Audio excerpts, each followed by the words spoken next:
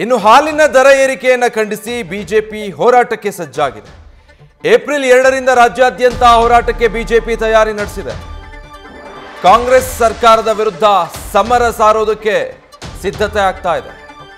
ಇವತ್ತು ಬಿವೈ ವಿಜಯೇಂದ್ರ ನೇತೃತ್ವದಲ್ಲಿ ಇದಕ್ಕೆ ಸಂಬಂಧಪಟ್ಟ ಹಾಗೆ ಮಹತ್ವದ ಸಭೆ ನಡೆಯುತ್ತೆ.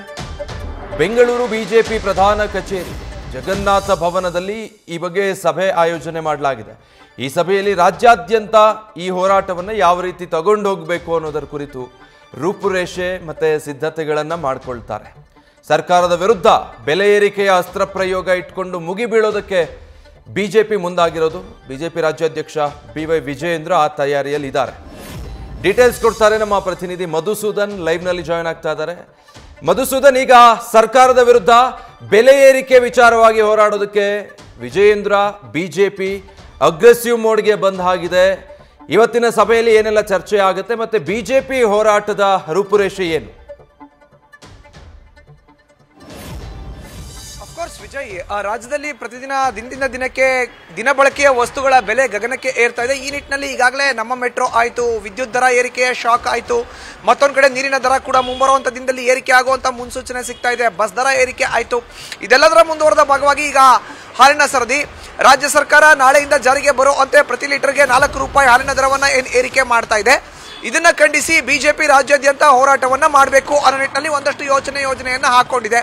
ಹೀಗಾಗಿಯೇ ಇವತ್ತು ಬಿಜೆಪಿಯ ರಾಜ್ಯ ಘಟಕದ ಅಧ್ಯಕ್ಷರಾಗಿರುವಂತಹ ಬಿವೈ ವಿಜಯೇಂದ್ರ ನೇತೃತ್ವದಲ್ಲಿ ಒಂದು ಮಹತ್ವದ ಪೂರ್ವಭಾವಿ ಸಭೆಯನ್ನು ಕೂಡ ಆಯೋಜನೆ ಮಾಡಲಾಗಿದೆ. ಪೂರ್ವಭಾವಿ ಸಭೆಯಲ್ಲಿ ಜಿಲ್ಲಾ ಮಟ್ಟದಲ್ಲಿ, ತಾಲೂಕು ಮಟ್ಟದಲ್ಲಿ, ಜೊತೆಗೆ ರಾಜ್ಯ ಮಟ್ಟದಲ್ಲಿ ಯಾವ ರೀತಿ ಹೋರಾಟವನ್ನು ಮಾಡಬೇಕು ಅನ್ನೋ ನಿಟ್ಟಿನಲ್ಲಿ ಒಂದಷ್ಟು ಯೋಜನೆಯನ್ನು ಹಾಕೊಳ್ಳಲಾಗುತ್ತೆ. ಅದರಲ್ಲೂ ಪ್ರಮುಖವಾಗಿ ಏಪ್ರಿಲ್ 2ನೇ ತಾರೀಕಿನಿಂದಲೇ ಹೋರಾಟವನ್ನು ಮಾಡಬೇಕು ಅನ್ನೋ ಒಂದು ವಿಚಾರವನ್ನು ಈಗಾಗಲೇ ಮಾಧ್ಯಮದ ಮುಂದೆ ಖುದ್ದು ಬಿಜೆಪಿ ರಾಜ್ಯಾಧ್ಯಕ್ಷರಾದಂಥ ಬಿವೈ ವಿಜಯೇಂದ್ರ ಅವರು ತಿಳಿಸಿದ್ದಾರೆ. ಹೀಗಾಗಿಯೇ ಏಪ್ರಿಲ್ 2ನೇ ತಾರೀಕಿನಿಂದಲೇ ರಾಜ್ಯಾದ್ಯಂತ ಹೋರಾಟ ಆಗುತ್ತೆ. ಬೆಂಗಳೂರು ನಗರದ 3 ಜಿಲ್ಲಾ ಸಂಘಟನಾತ್ಮಕ ಜಿಲ್ಲೆಗಳು ಇದೆ.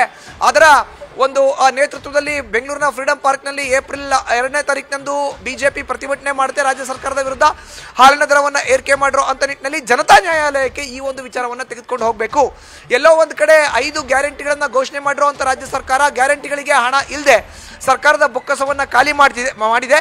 ಬೇರೆ ಬೇರೆ ಅನುದಾನಗಳಿಗೆ ಮೀಸಲಾಗಿ ಇಟ್ಟಂತ ದುಡ್ಡನ್ನ ಕೂಡ ಈಗ ನೇರವಾಗಿ ಗ್ಯಾರಂಟಿಗಳಿಗೋಸ್ಕರನೇ ಬಳಕೆ ಮಾಡ್ಕೊಳ್ತಾ ಇದೆ. ಇದರ ವಿರುದ್ಧ ಸದನದ ಒಳಗೂ ಹೊರಗೂ ಹೋರಾಟ ಮಾಡಿದಂಥ ಬಿಜೆಪಿ ಈಗ ಹಾಲಿನ ದರ ಏರಿಕೆಯನ್ನು ಖಂಡಿಸಿ ಹೋರಾಟಕ್ಕೆ ವೇದಿಕೆಯನ್ನ ಸಿದ್ಧಪಡಿಸಿಕೊಳ್ತಾ ಇದೆ. Vijay, thank you Madhusudan. News first ನಿರ್ಭೀತಿಯಿಂದ ನಿಮ್ಮ ಪರವಾಗಿ.